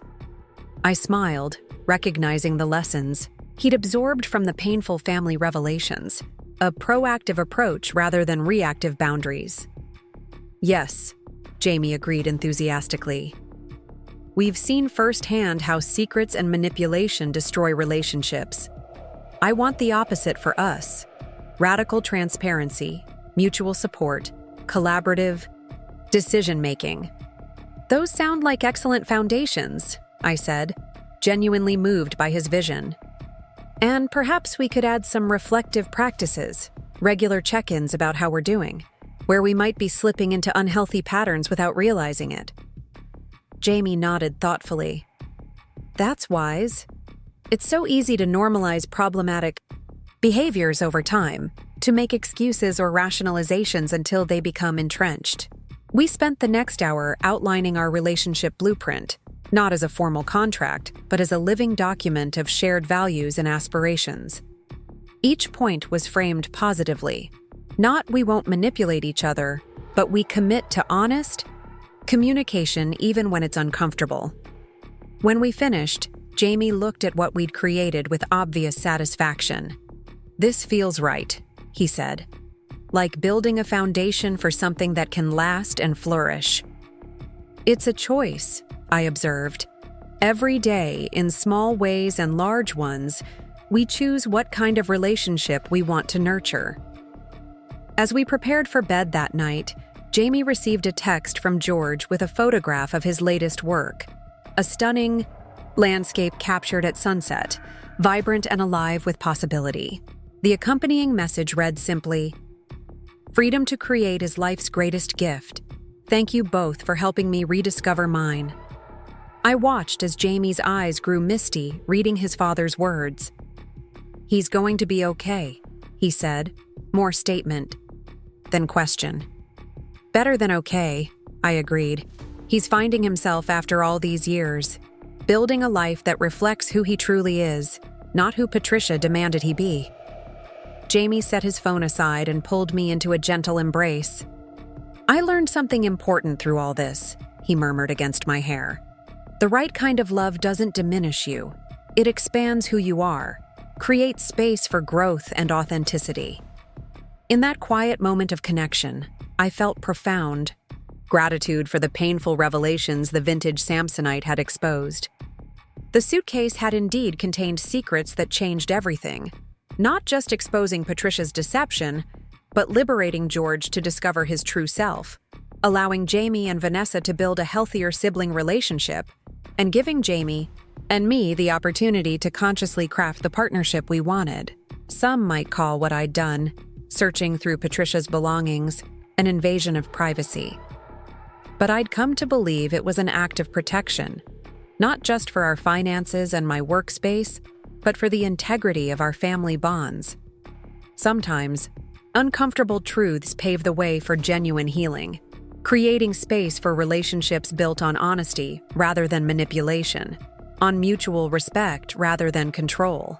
The vintage Samsonite still sat in our guest room closet, now empty of its damning documents but full of significance in our family story. It served as a reminder that secrets hidden away in locked compartments eventually find their way to light. And when they do, they change everything. Up next, you've got 2 more standout stories right on your screen. If this one hit the mark, you won't want to pass these up. Just click and check them out.